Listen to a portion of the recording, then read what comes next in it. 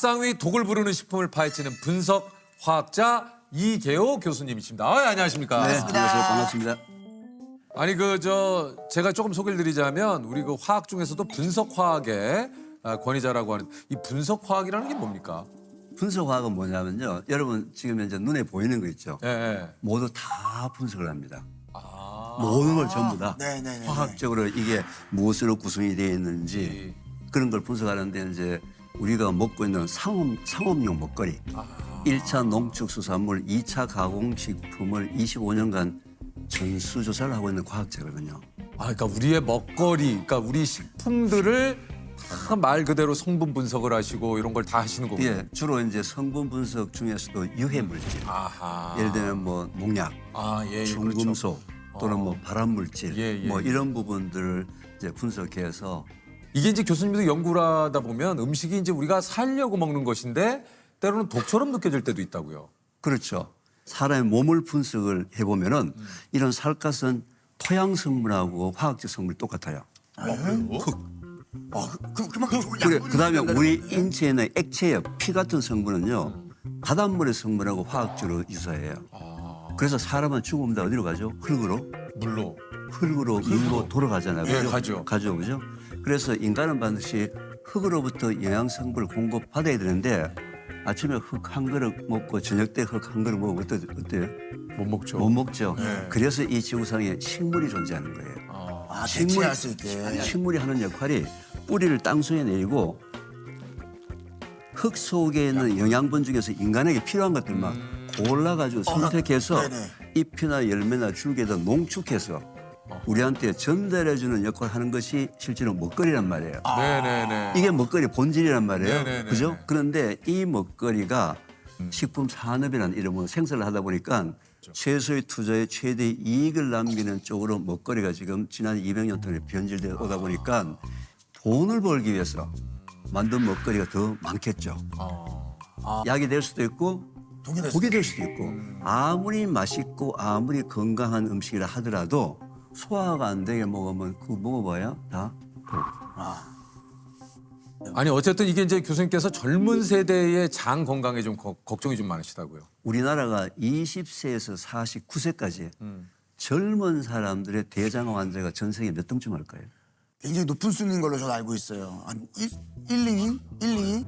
대장암의 전 세계 1등이에요. 네. 저도 얘기를 좀 들었습니다. 20세에서 49세까지. 아하. 그러니까 지금 현재 우리나라의 20대가 호대는 멀쩡한데 속은 전부 깡통들이에요. 네. 지금 아니 그러니까 지금 교수님 말씀하신 대로 이렇게 젊은 세대들이 장이 안 좋아지는 이유가 좀 있다 그래요. 전 세계적으로 밝혀져 있습니다. 이제 먹거리, 생활 습관, 아하. 그다음에 정신적인 환경. 그래요? 이 세 가지가 이제 접목이 되는데 우리나라는 이 세 가지가 다 최악이에요. 일단 먹거리로 보자면은 첫 번째 대장암의 먹거리는 고기예요. 육식. 육식. 근데 고기는 아무 죄가 없어요. 그럼 뭡니까? 먹는 사람이 문제라서 그렇지. 고기는 아무 문제가 없어요. 첫째, 고기를 많이 먹으면 좋다고 알고 있죠. 그렇죠. 그죠? 요즘 그 단백질 섭취에 대한 좀 네, 고기를 얘기가 많이 먹으면 많잖아요. 좋다고 알고 있잖아요. 근데 고기는 우리가 먹어야 되겠죠. 왜? 이게 다 단백질이잖아요. 머리카락도 단백질이에요. 그렇죠. 근데 머리카락이 하루에 자라는 길이가 정해져 있어요.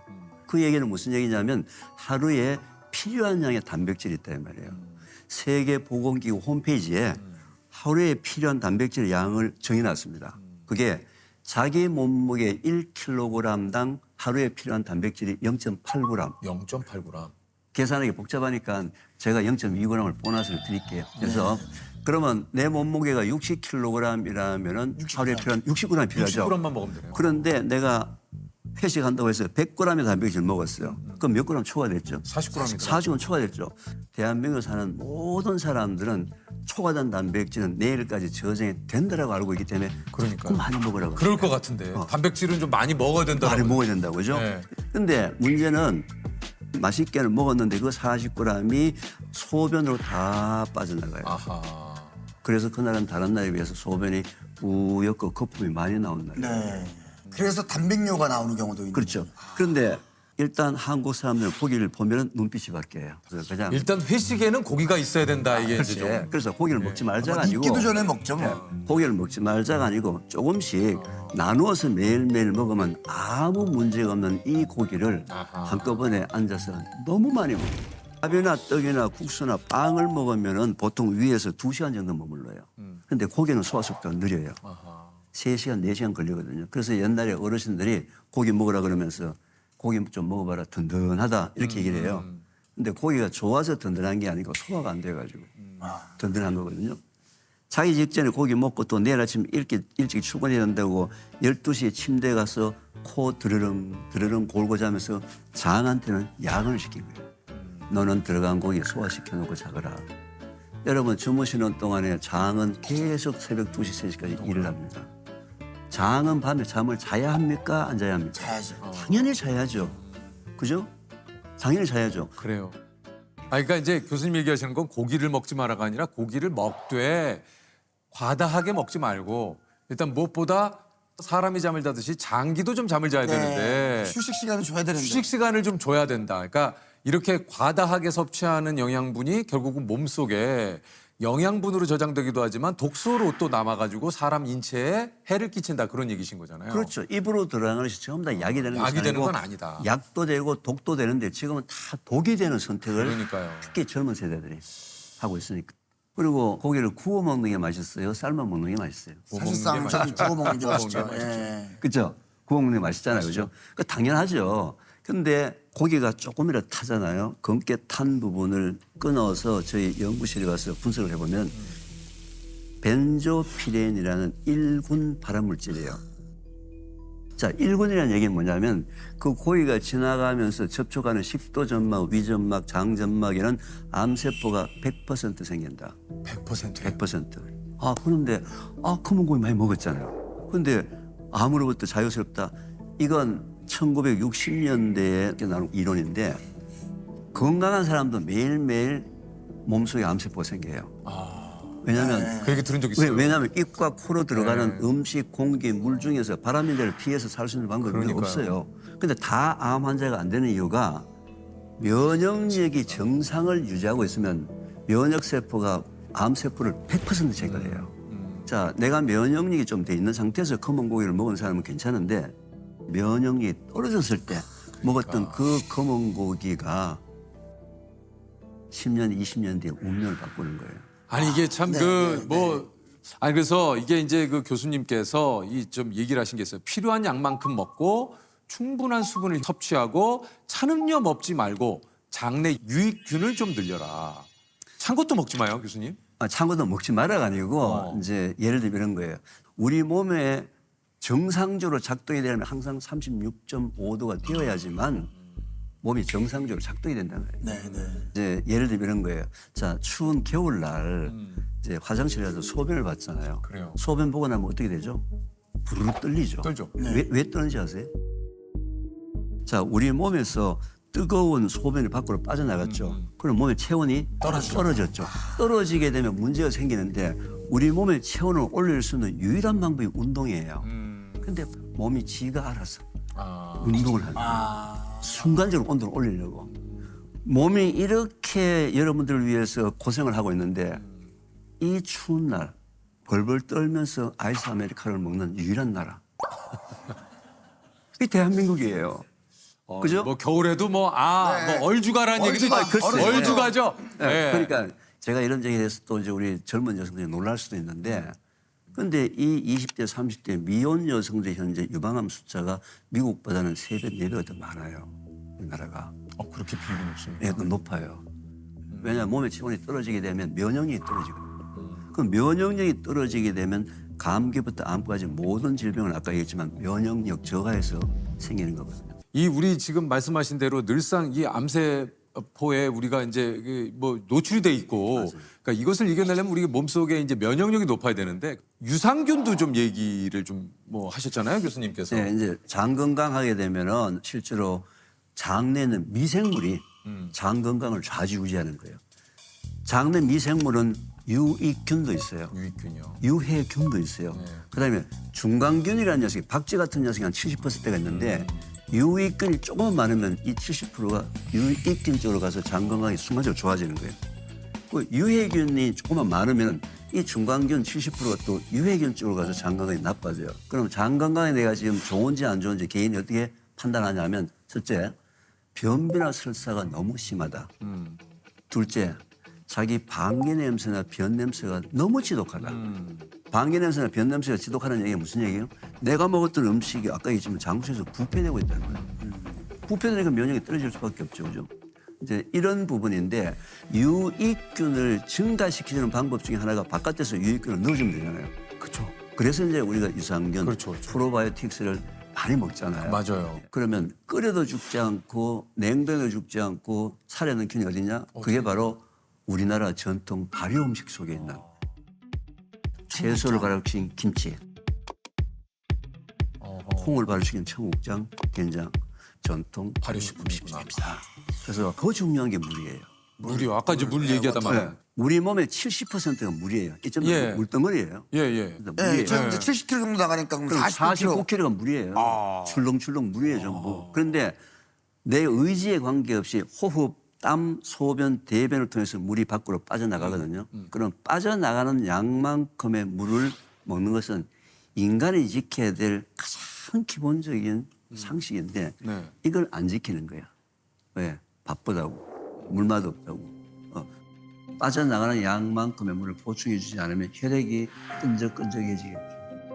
혈액 속의 면역세포가 구석구석 다니면서 온몸에 있는 암세포들을 다 청소하고 싸움을 해야 되는데 혈액이 끈적끈적하니까 그 암세포가 있는 현장까지 갈 수가 없죠. 그럼 청소가 안 되는 거죠. 제거가 안 되죠. 당연히 암 환자가 평소에 물을 작게 먹는 습관을 갖고 있는 사람들은 암에 걸릴 확률이 엄청나게 높아지는 거죠. 아니 보통 하루에 물 2리터 이상 마셔라 뭐 이런 얘기를 좀 하는데 방송에 나오는 이제 그 강사들 얘기를 많이 들은 거예요. 그러니까요. 1리터라는 게 벌써 뭐 벌써 머릿속에 2리터 뭐 1리터 이상 뭐 충분히 마셔라. 벌써 물 마시고 있잖아요. 물을 또 씹어 먹으라 지금 해서. 벌써 이제 미리 중화를 시키는 거죠. 물을 씹어 먹어라. 예. 물은 물로만 우리 몸속으로 들어오는 게 아니고 음식을 통해서도 들어와요. 그렇죠. 뜨거운 여름철에 말이죠. 수박에서 얼음 넣어서 화채 만들어서 먹으면 얼마나 맛있어요. 네. 배가 터지도록 먹고 난 다음에 그날도 물 2리터 먹어야 된다고. 의무적으로 꾸역꾸역 먹은 날은 물을 많이 먹은 날이에요. 네. 수박과 물 합쳐서 1.5나 2리터를 먹어야 되는 거예요. 그런데 어, 문제는 내 몸속으로 들어오는 전체 물량을 합산할 방법이 없죠. 없죠. 저울 들고 다니면서 무게 재고 다니고. 그거 어떻게 알아요? 예. 그렇죠. 근데 우리 몸에는 기가 막히게 우리 몸에 필요한 양의 물을 정확하게 먹을 수 있도록 우리한테 알려주는 방법이 있습니다. 뭡니까? 자, 화장실 갔어요. 소변을 봤어요. 네. 근데 소변 색깔이 노랗게 짙게 나왔어요. 뭐 하라는 거예요? 수분 보충해라. 물 먹어라. 물이 지금 빠져나가가지고 몸에서 뭐가 나쁜 일이 생기려고 하는데 그것도 모르고 막 까불고 돌아다니니까 물 좀 먹어라. 네. 나 좀 살자 하고 몸이 살려고 우리한테 신호를 보냈어요. 그럼 그때 물 한 컵을 먹으면 금방 소변 색깔이 옅은 네. 노란색으로 맞아요. 바뀌어요. 근데 마라톤 현장에서 마라토너들이 물을 많이 먹잖아요. 많이 먹죠. 그래서 거기서 심장마비했던 사람들 선수가 많이 나타난 거예요, 초기에. 그래서 병원에서 사인 규명을 해보니까 저나트륨 혈증에 의한 심장마비사. 저나트륨. 예, 우리 혈액 속에는 나트륨과 칼륨이라는 두 개의 미네랄이 있는데 이 두 개의 미네랄은 우리 몸에서 전기를 발생시켜요. 네. 근데 갑자기 물량이 많이 들어오면서 희석되니까요. 전기 발생량이 작아지면서 물을 많이 먹는 사람들은 힘이 없어져요. 건강에 이상이 없는데도 뭐 자꾸 힘이 없어진다. 그리고 머리가 어지럽고 아프고 이게 오랜 시간 장기간 반복되게 되면 좀 심장이 약했던 사람들은 심장에 전기가 공급이 되어야 되는데 여기 심장 공급이 안 돼서 심장마비사. 건강에 이상이 없는데 밤에 주무시다가 돌연사신다. 이런 분들도 저나트륨 혈증에 의한 심장마비사가 굉장히 많이 있어요.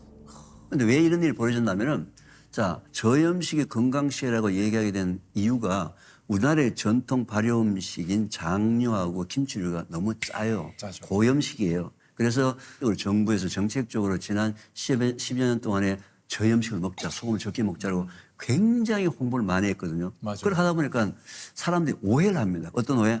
아, 저염식이 건강식이구나. 그렇죠. 아니에요. 고염식을 하는 사람에게 저염식이 건강하다는 얘기지. 우리 몸에는 아까 물이 그냥 물이 아니고 0.9%의 소금물이에요. 아까 얘기한 대로 물을 마시는 건 좋으나 지나치게 많이 먹는 것이 꼭 건강에 좋은 것만은 아니다. 이게 오늘 굉장히 좀 중요한 포인트인 것 같아요. 일단 오늘 뭐 물, 뭐 음식 많은 얘기를 했지만 커피. 요즘 뭐 커피를 거의 뭐 물처럼 거의 뭐 하루에 뭐 한 두세 잔은 뭐 그냥 기본이죠. 기본이죠. 이것 때문에 또 교수님이 걱정이 많으시다고요. 제가 이제 주로 정부로부터 지금 상업용 먹거리 분석을 많이 한다 그랬잖아요. 그렇죠, 그렇죠. 어느 해에 정부에서 저에게 시중에 유통되고 있는 상업용 커피의 발암물질을 분석하라고 3년간 이제 연구 용역을 받아가지고 이제 했는데 그 연구를 하고 난 다음에는 그 다음에 커피나 시중에 판매되는 청국장을 나는 못 먹겠더라고요. 왜요? 아니 발암물질의 숫자를 내가 내 눈으로 봤으니까. 직접 연구를 해서 연구를 해서 보셨으니까. 커피에도 담배처럼 암 발생 위험을 알리는 경고문을 붙이라고 미국 법원이 판결했습니다. 커피를 볶는 과정에서 나오는 발암 물질을 경고하라는 겁니다. 커피를 볶는 과정에서 생기는 아크릴 아마이드가 법령에 규정된 발암 물질인 만큼 물론 그렇다 해가지고 우리가 먹는 상업용 커피에 다 문제가 있다 이건 아니에요. 그건 아닙니다. 네, 그건 예, 아닙니다. 오해 그건 없으시기 오해하시면 안 됩니다. 바랍니다. 문제는 커피 속에 제가 분석했던 그 발암 물질이 커피에만 있는 것이 아니고요. 더 많이 들어있는 것이 감자튀김이에요. 감자튀김. 감자튀김. 그리고 시리얼. 어? 아 그래요? 시리얼. 저 아침에 우유에 시리얼 먹는데. 그래서 이제 이 시리얼, 감자튀김, 과자, 커피 속에 포함된 이 발암 물질은 원래는 다 없던 건데 만드는 과정 중에서 생기는 발암 물질이기 때문에 그래서 해보니까 얼마든지 발암 물질이 없게 커피를 만들 수가 있어요. 있어요? 예, 있어요. 볶을 때 어떻게 볶느냐에 따라서 발암 물질이 나올 수도 있고 안 나올 수도 안 나올 수도 있어요. 아, 안 나올 수도 있는데 하루에 한 잔, 두 잔 드시는 건 문제가 없고요. 아, 괜찮아요? 네, 괜찮고요. 하루에 두 잔, 세 잔, 네 잔, 다섯 잔 먹는 양이 너무 많은 거예요. 너무 많죠. 근데 커피를 가장 건강하게 먹는 방법은요. 커피를 약 10배나 20배로 희석해서 커피를 차같이 드시는 거예요. 연하게 먹는. 연하게. 아 제가 아주 진짜 연하게 먹거든요. 아, 글쎄. 예. 예, 연하게 드시면서 이 향이 연하면 연할수록 우리 몸에서 더 민감도가 증가를 하거든요. 지금 민감도가 증가하면서 향을 즐기시면서 드시면 훨씬 더 우리나라 20대, 30대 여성들의 건강이 지금보다 더 좋아지지 않을까. 좋습니다. 저는 아니 어쨌든 지금 교수님이 얘기하신 대로 이게 커피를 먹지 말아라 이게 아닙니다. 또 혹시라도 또 오해가 있을까봐 지금 다시 한번 얘기 드립니다만 뭐 늘상 우리가 이건 알던 얘기잖아요. 그렇죠. 지나치면 좋지 않다.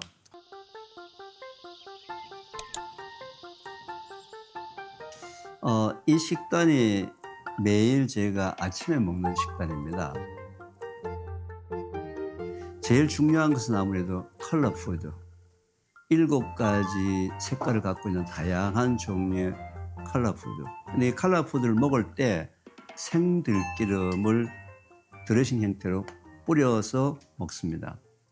그 다음에 이 단백질의 공급원으로서는 이제 뭐 여러분 흔히 잘 먹는 삶은 계란, 그리고 우리나라 토종균주를 발효한 생발효콩. 단백질의 공급원이면서 우리나라 토종균주가 포함되어 있기 때문에 유익균의 숫자를 늘리는 데는 아주 엄청난 역할을 하거든요. 우리가 흔히 알고 있는 뿌리식품.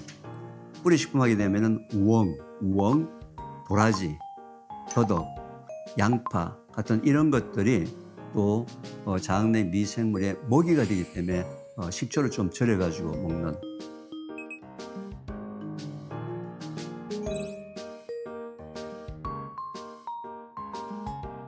아침 식단이 매우 간단하게 먹지만 그래도 장 건강을 좋게 하는 데 좀 초점을 맞추고 가장 좋은 어떤 균형 잡힌 식단이 아닐까 그렇게 생각을